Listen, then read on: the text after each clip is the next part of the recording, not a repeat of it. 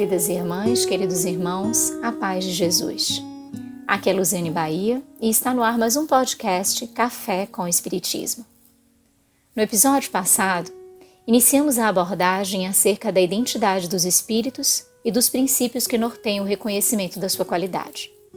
Assim, em sequência, dentre aqueles 26 itens, temos o item 4, que afirma que os espíritos superiores usam sempre de uma linguagem digna, nobre, elevada, sem eiva de trivialidade. Tudo dizem com simplicidade e modéstia, jamais se vangloriam nem se jactam de seu saber ou da posição que ocupam entre os outros. A dos espíritos inferiores ou vulgares, sempre algo refletem das paixões humanas.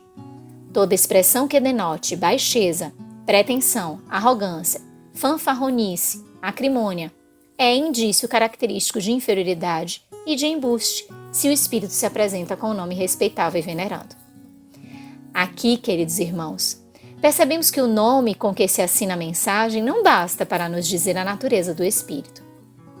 Há aqueles inferiores que, almejando o embuste e a desordem, se investem de diversos instrumentos, dentre eles nomes conhecidos e ovacionados pelos integrantes deste mundo material, sejam estes nomes de encarnados e desencarnados. Quantas vezes ouvimos relatos com admiração e destaque em torno de uma mensagem que trazia em si uma assinatura de alguém de muito relevo na história da humanidade, mas que não comportava a seriedade e a instrução de um conteúdo oriundo de um espírito superior. A sinalização de Allan Kardec faz tão atual e pertinente para que, diante de qualquer que seja a mensagem, o nosso olhar deve ser sempre perscrutador do conteúdo. Neste mesmo sentido, é o item que sucede a este que destacamos. Vejamos. Não se deve julgar da qualidade do espírito pela forma material, nem pela correção do estilo. É preciso sondar-lhe o íntimo, analisar-lhe as palavras, pesá-las friamente, maduramente e sem prevenção. Qualquer ofensa à lógica, à razão e à ponderação não pode deixar dúvida sobre a sua procedência, seja qual for o nome com que se ostente o espírito. Esta proposta de análise é desafiadora para a sociedade moderna. Ainda se julga muito pelas aparências. Ainda se distinguem as pessoas pelo estilo e pelos adornos suntuosos e externos que revestem a matéria. Pelas alegorias que enfeitam a indumentária carnal, sem que se atente para o que possui maior importância e que é a real identidade do ser, o seu mundo interior. O convite do Espiritismo é que sondemos o interior, que significa tentarmos decifrar as intenções.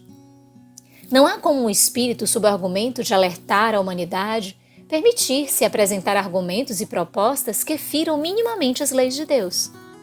Se são superiores, os seus pensamentos, palavras e atos refletem a bondade de Deus e a sua vontade, que já aprenderam a respeitar e a seguir.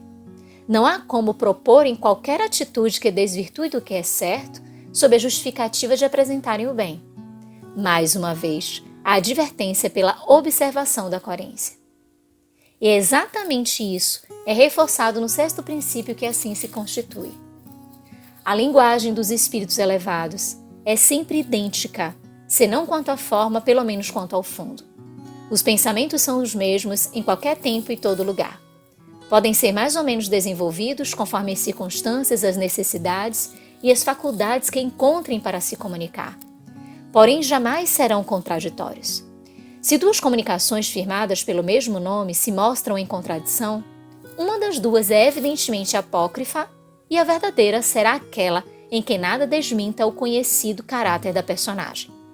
Sobre duas comunicações assinadas, por exemplo, com o nome de São Vicente de Paulo, uma das quais propendendo para a união e a caridade e a outra tendendo para a discórdia, nenhuma pessoa sensata poderá equivocar-se. Este princípio nos faz recordar o sim, sim e o não, não proposto e vivido por Jesus. Assim, no mundo da matéria, se tem muitos jeitinhos, adequações, conciliábulos, que são típicos ainda do reflexo das imperfeições humanas. Mas a espiritualidade superior é revestida da coerência, da harmonia, do respeito à ordem e às leis. Assim, as mensagens dos espíritos superiores sempre possuem o mesmo fim: fazer o bem. E isso através do esclarecimento, da consolação e nos propondo a edificação. Se o conteúdo não atende ao bem, não pertence aos luminares espirituais. Os bons espíritos só dizem o que sabem.